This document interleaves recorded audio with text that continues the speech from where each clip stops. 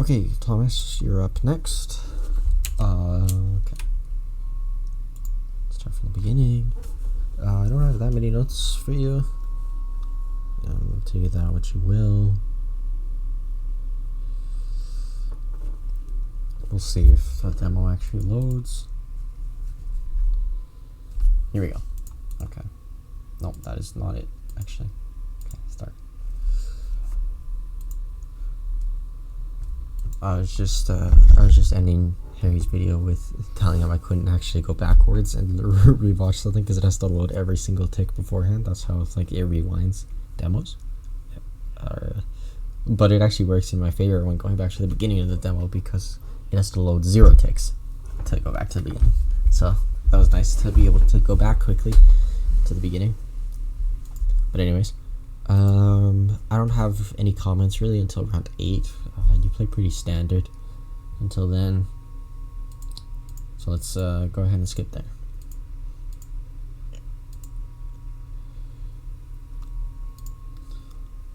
I guess a lot of things is just like not winning the duels.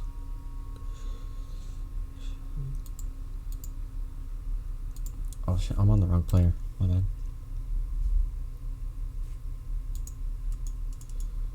I guess I can't spectate you now. Okay, well then I'll just verbally tell you. You were just kind of like holding Mexico, and it's the same thing I was telling Harry. So there's this idea, right? I'm sure you've heard of Peeker's advantage. So the guy swinging with the op is the peeker, so he has the advantage, especially online. Online, this is a really big thing. So when he peeks, he sees you first.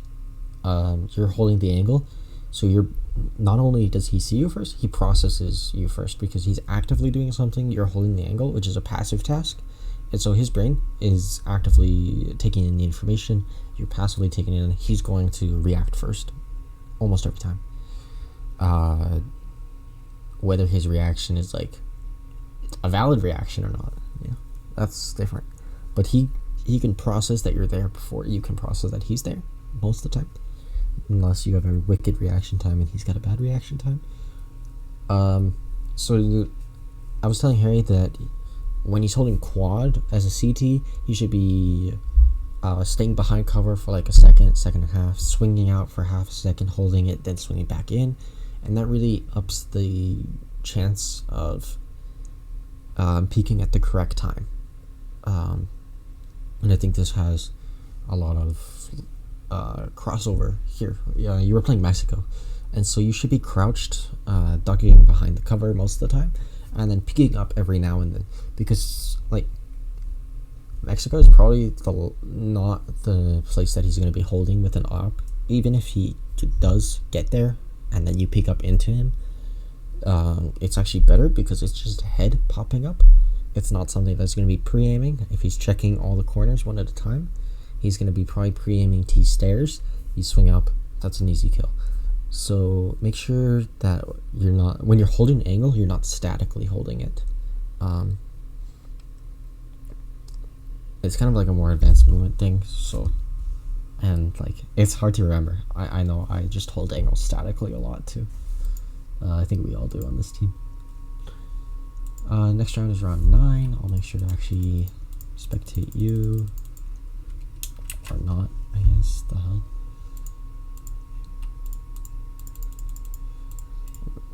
There you go. Okay.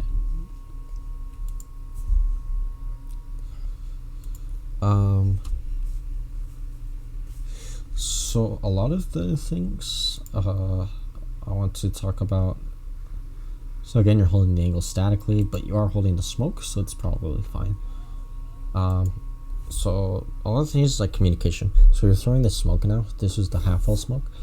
You're throwing it even though Dylan is already at the half wall, and so he knows that there can't be anybody car, or it's highly unlikely there's anybody car, and so the smoke is pretty useless.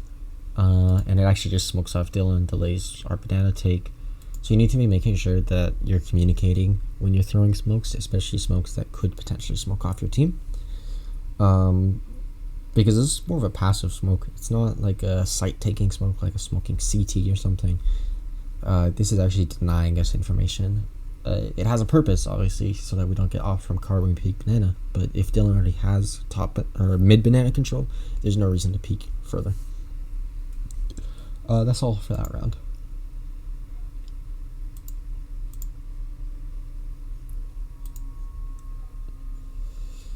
This next round,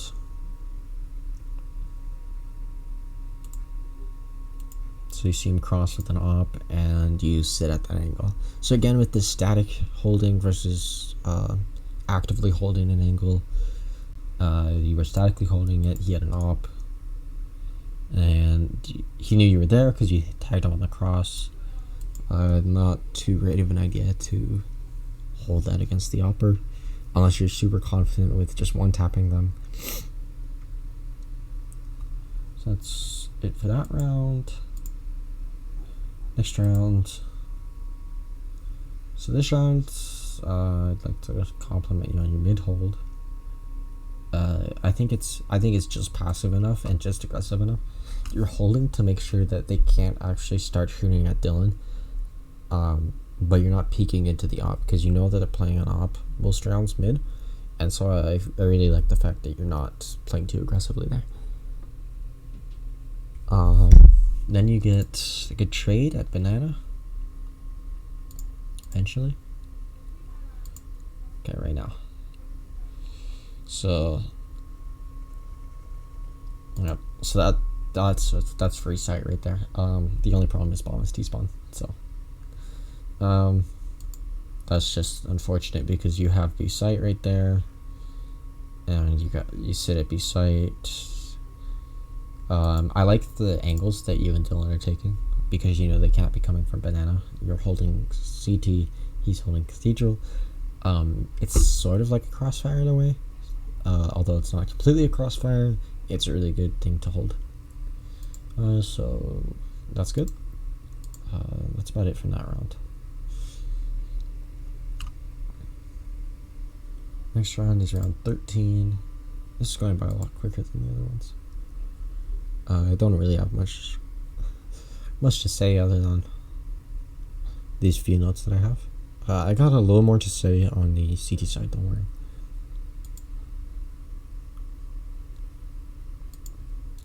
Let's see, this round.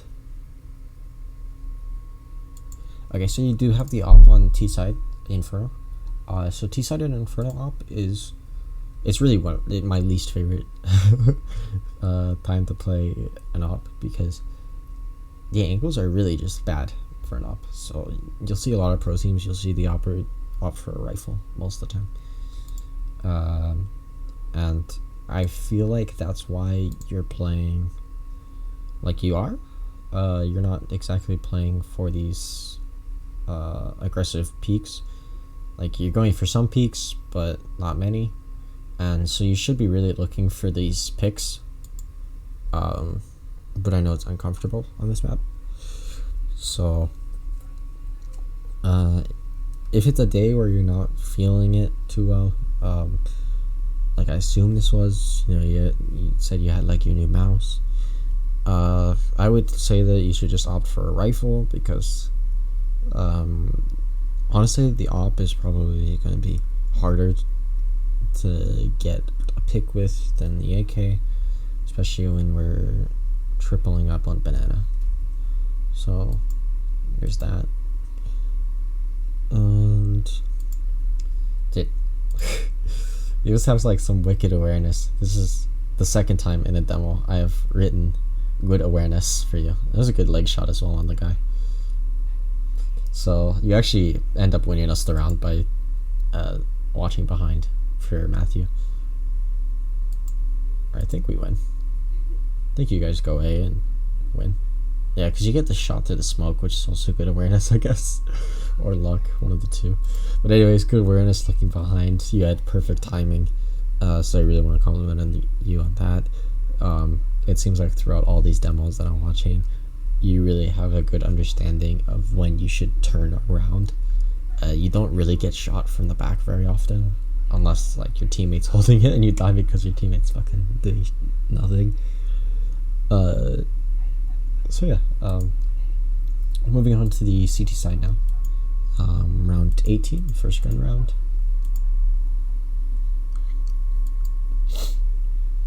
So you do upgrade. You didn't have to, you were playing banana. But in the setup you're about to take, you did have to. If you were to go for a top banana control and actually hold it, the MP9 is not actually a bad weapon. You definitely want one rifle on B, but you could have held out and increased your economy a little bit, because it's $600. It's actually quite a substantial amount of money, and the MP9's busted right now. So, and you guys fall off of banana. So our default on T side revolves around taking top mid control and taking top banana control, because top banana control is like how you take B. And if there's only 2 on B and you have top banana control as a terrorist, you pretty much win the site every round, unless you really fuck up. Which we did sometimes. We didn't check an angle, we didn't check second oranges one round, we didn't check quad another round, we didn't check boost another round, so the scoreline could have been a lot tighter, in all honesty. But it's our first scrim on Inferno, so it makes sense. That's why I wanted to do like these individual demos. But anyways, you want to be holding on to top banana as long as you can. And as long as you're able to without dying. You don't want to die at top banana, but you don't want to just give it up for free, which you and Harry are kind of doing. I talked to Harry about that as well. I think it's 4 rounds that you guys just give up top banana control. Yeah, around 19, 20, 21, 23. You give up top banana control for free. So I would just like to see you guys try to hold on to that. You guys have smokes, so you guys can smoke the half wall if you really need to. Otherwise, you can just play back. And then if they take it, if you guys get flashed, you can smoke banana so that they can't rush you onto site. Especially if one gets picked. That's a really good idea, to smoke it while you're running away. But make sure you're trying to hold on to that area at least, because there's no info for us to rotate on otherwise. So that was a good pick. Since Harry did die, I do like the fact that you swung after Harry died to try to trade it. I think you probably could have swung back in time. I'm not 100% sure on the timing, but a 4v2 is a lot more winnable than a 3v2. Although we do end up winning, but our economy was kind of iffy, so that probably would have been better. Not exactly your fault though. So yeah, there wasn't really any info on B, and so you okay. So one note that I did have is that if we're running on no info for B, we need to be you need to be playing an angle that can't be countered just by a smoke. Because think about it, Harry is stranded on site, right, by one single smoke grenade, like a super common smoke grenade. This is a smoke grenade that most teams will be throwing every round. So you could be playing emo, you could be playing second oranges, first oranges, on top of first oranges, on top of emo really, or you guys could just double up quad. Doubling up quad is always a viable option in my opinion. Playing like boost, like having Harry boost you up, it's a good angle.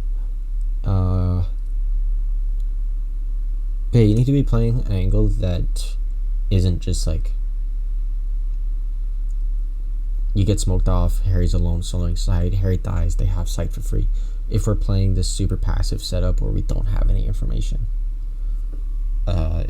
obviously it works out fine, but that's just something to keep in mind in case there's like different situations.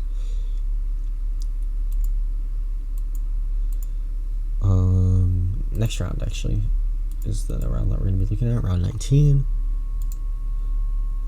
Alright, did my math wrong somehow. But anyways, you guys throw 2 mollies, so minus $1,200, and then you guys run away. You just give up banana control. It doesn't matter in the end. Like, I understand the reason for throwing those mollies. I think that's actually a really good economic read. I don't know if this was intentional or not, but I do remember, I'm pretty sure you're the one who called the double molly setup at first.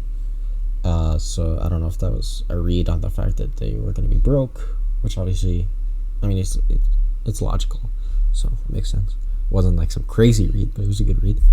But you guys need to be holding top banana. You can swing into car, actually. Swinging into car if banana's mollied is pretty good.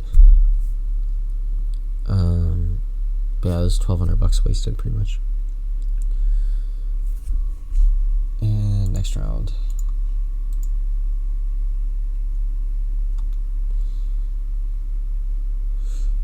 Alright, so you guys you throw some strange nades right there. You kind of just like dumped your whole utility belt. You threw a flash randomly, really, because they didn't push up because you threw the molly. You're gonna throw your smoke. You threw that HE kind of haphazardly. I don't think it really did much damage. And then you're gonna double smoke this. So really just communication and thinking about the purpose of all your nades. So I went over this with Harry as well. Whenever you throw a piece of utility, try to think to yourself, why am I throwing this? What is it doing? How is it going to get there? And then, is it going to accomplish what I want it to? Like, is it worth this investment? Because on Inferno, you really need to be holding onto your nades for as long as possible without dying. And without them being useless, obviously. So double smoking, obviously a mistake. That flash could have been used later on in this round. Later on this round, they go for a B hit, and you're kind of stranded on the other side of the smoke.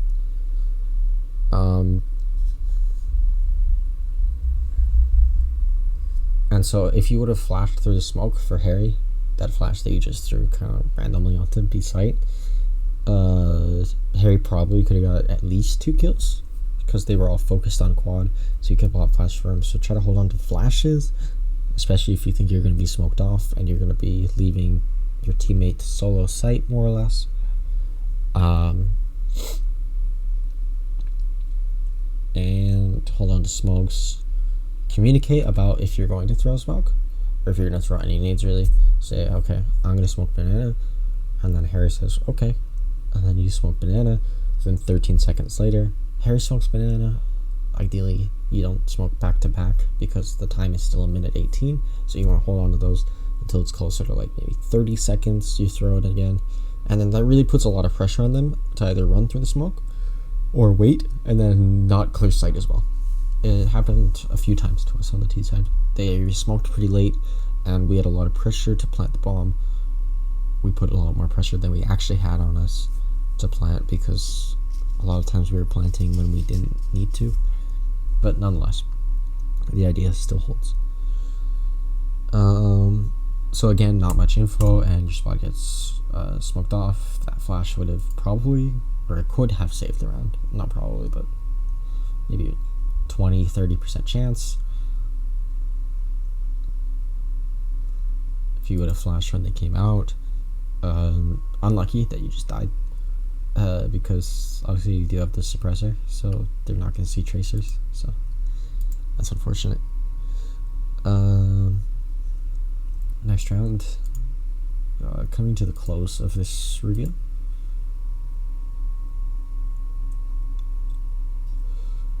Again, Molly's banana, you nade banana, smoke banana, bad smoke. You definitely want to make sure you're throwing the smokes correctly. So you guys, again, just kind of tossed your whole utility belt, and you're playing coffins again. It just goes because it's kind of what I was telling Dylan as well. Is you guys play like very predictably. You're playing coffins every round, so they can either pre-fire you or just smoke you off. They're smoking you off every round. You know the smoke is coming whenever B execute's coming, and you know that it's leaving Harry on site alone. And so you want to be making sure that you're switching it up. You could play dark, like what I suggested earlier. You could play dark, quad, second oranges, first oranges, on top of first, even boost if you really wanted to, and then on top of emo, you could be playing any of those spots.